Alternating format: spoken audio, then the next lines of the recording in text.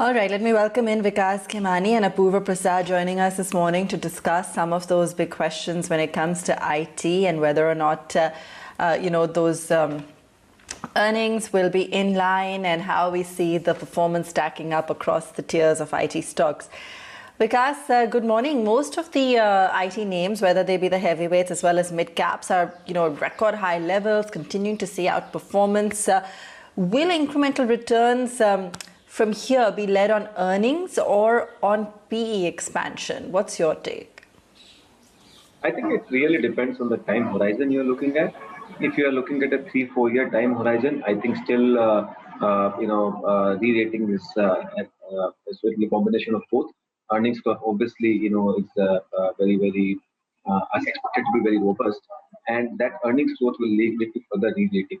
And a great part about this happens in any sector. Whenever the demand environment is very robust, that leads to margin expansion and profitability growth more than the volume growth, and that leads to sort of valuation re-rating of a sector. Specifically in this case, these companies don't need to raise capital; they just throw out free cash flow, and they end up doing buybacks. So you will constantly see the supply of the paper being limited and more demand of the paper coming, and that leads to always re-rating. So if you look at 3-4 year time horizon, I think still significant re-rating is yet to happen. Earnings growth, obviously, the main compounder, but valuation expansion will also add to it.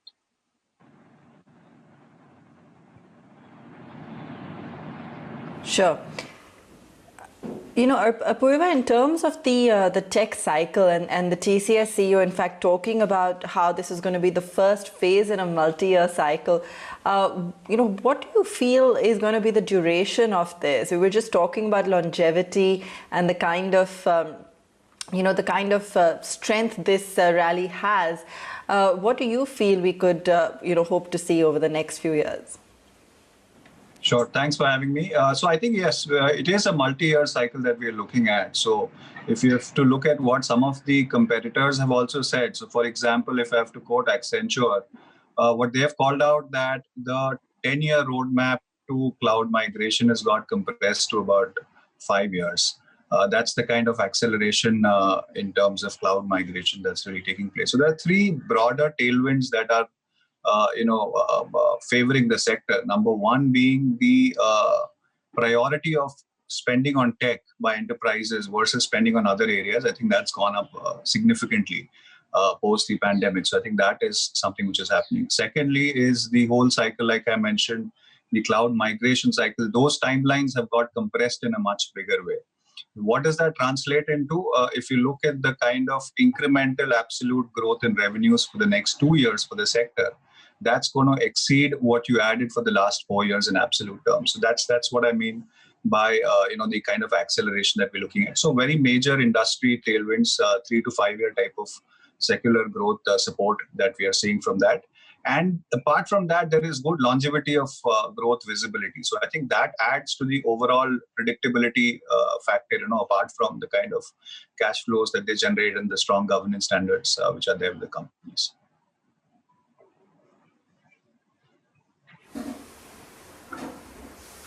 Sure. Because, we were just chatting with Atul Suri a short while back about the big trend which is playing out in global IT. What would the move, for instance, just yesterday itself on the NASDAQ 100 overnight, and the kind of market cap addition that you've seen from the FANG names. Do you think from a market perspective, that positivity and that momentum could rub off on the Indian IT, which has already done very well? I think both are very, very different business models. Both are very different spaces. So I don't think it'll be very unfair to do a comparison of FANG stocks versus Indian IT services. Most of the FANG stocks, or all of them, are a platform place, significantly technology oriented and most of them with a B2C kind of platform, and huge amount of modes. And we are seeing first time a lot of in this cycle of the tech, we are seeing all of them or most of them are generating huge amount of cash flow and sitting on piles of cash. So either you compare with Indian IT services, they are largely B2B, and catering to in fact some of those IT companies as well, and across various industries. So both have a completely different driver of the valuation, and so one should never, in my opinion, relate both while they call IT technology, but both are very, very different business models. what is working in case of Indian IT services is this big, as Apurva was also saying, that big change, specifically post-pandemic, that very large period of the cycle got compressed into the next 4 or 5 years, and that's where there's most large companies are scrambling to keep up pace with this change, and hence they need capacities with Indian IT services companies to have their digital transformation. And when I'm using this word, they're struggling to get capacity. This is the real situation where most large companies are trying to book capacity, because even Indian IT services companies cannot ramp up capacity overnight. Because when I'm talking about capacity, it is about having the right talent pool, right technology, and I think catering to the whole digital transformation journey of these large companies, which cuts across every industry. So you need domain knowledge, you need expertise in the technological transformation, and so hence you will see over next 3-4 years a significant growth environment, for Indian IT services. Having said that, I see the same thing for the US technology company, but I'm no expert to comment on them. They have been doing well for 10 years, and there are a lot of people making case for can that cycle be broken? Can there be antitrust kind of situation where those monopolies can be broken? Those are very different issues. But I think even if that were to kind of, let us say that if US technology stocks were also to slow down, I don't think Indian IT services company would have as large an impact, because Indian IT services companies are not impacted largely with that cycle. Plus, they are diversified across various industries doing the real transformation work. So Vikas, if somebody has to, let's say, bet on pure digital, which is that this company will be a digital adapter or will be a beneficiary because of what is happening to digital world, what are the choices in India? Because whatever good work we are seeing is pretty much going back to the top 3 or 4 names. And Riku, I think the answer lies in your question itself, that these top 3 names or 4 names have built significant digital capabilities over last many years, and that's the reason they are very well prepared today. I mean, if you hear TCS call and their commentaries, I mean, they have spent significant amount much ahead of everybody else, getting themselves ready for this transformation. And when they are ready and this growth has come, they are able to capture. And hence, you are seeing large top 3-4 people will capture a fairly large part of the profit pool and the growth cycle, according to me. And hence, it makes sense to have a disproportionately large exposure to that. Having said that, you will have some companies, such as, let us say, Happiest Minds or many more like that, which are grown from the digital mindset only. They never kind of went to the traditional IT services company. So those companies might end up having slightly higher growth trajectory because they have a capability and the base is low, and hence they might end up doing better in terms of percentage return. So those kind of companies are one should look for, where they have a significant cultural capability and cultural mindset to capture this opportunity. Transformation at a smaller company level will be harder and will take time. So one has to be very clear that you don't want to be falling into trap of this is a small IT company and it is cheaper and hence they will grow faster. I mean, that may not be true universally. So you've got to be very, very careful out here.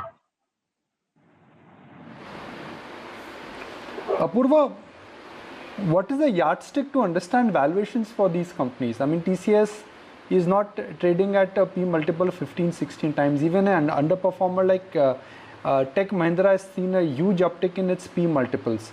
Where do you think the P expansion in this leg of rally could take the top 3-4 names? So I think the fact that P expansion has already happened for almost 1 to 2 standard deviations that most of the stocks are trading currently. I think a DCF based implied multiples are pretty much close to about 2 standard deviation where things are. As I said, these are multi-year sort of changes that are taking place. So these kind of valuations are sustainable. I think what's to follow now is a much stronger earnings trajectory. And that's something that we're looking out for. So we called it out very clearly in June that first quarter is very clearly the bottom, and we are seeing a very strong sort of recovery cycle taking place. We've already gone back to pre-COVID levels by third quarter this year. And beyond that, there is very strong growth that we are looking at. So I suspect that multiples can certainly hold at these sort of levels, and we are looking at a very strong leg of earnings expansion coming through. Sure. Apurva, let's get names from you. Which IT companies do you think in India are going to emerge as the front runners? Because what right now one is seeing is that across market cap categories, these companies are performing well. Sure. So I think there's a wide spectrum of opportunities. So large tier, mid tier. So if I have to call out some names from large tier, we do prefer an HCL Tech and Infosys. Although we do ascribe higher multiples to TCS for the kind of scale and operations at which they work. Some of the mid-tier names like Mphasis, L&T, Infotech, Persistent, these would be some of the names which have got very strong prospects from a medium to long-term perspective.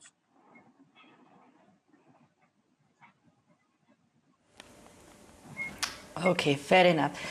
Any risks, Vikas, at this point to factor in, because everything seems to be all signals go, but anything that you think one should keep in mind when it comes to commentary, results, anything else when it comes on IT names? I think there will always be two big risks according to me, and one should keep in mind. One should not assume that this is going to be one-way trajectory. There will be stock price volatility corrections. This could be because of some news flow on the US election. This could be because of rupee appreciation. All those things are quite possible. Other biggest risk, in my opinion, one to have a wrong selection of the company, according to me. One has to, every company will do well, but one has to look out for the migration of companies which are right now on a small to mid or mid to large, and those are the companies, according to us, will create significant value. If let us say something as a mid-cap is end up becoming large cap over the next 3, 4, 5 years, and there will be few companies which can become 5x, 7x from here. Those are the real opportunities. So looking at IT from a broad brush perspective and buying everything else might be, in my opinion, a bit risky. So hence one has to sort of what is happening right now, because every IT companies have got re-rated, and every IT company probably may not create sustainable value. So these are the two things I would say one has to keep in mind before investing into the sector. All right, gentlemen, we'll leave it there. Thanks so much for joining us this morning. We need to take a very quick break, but that's the big trend at the moment, IT, and getting you various perspective on that. Experts Vikas Khemani, Apurva Prasad joining us on that discussion. Back in just a moment.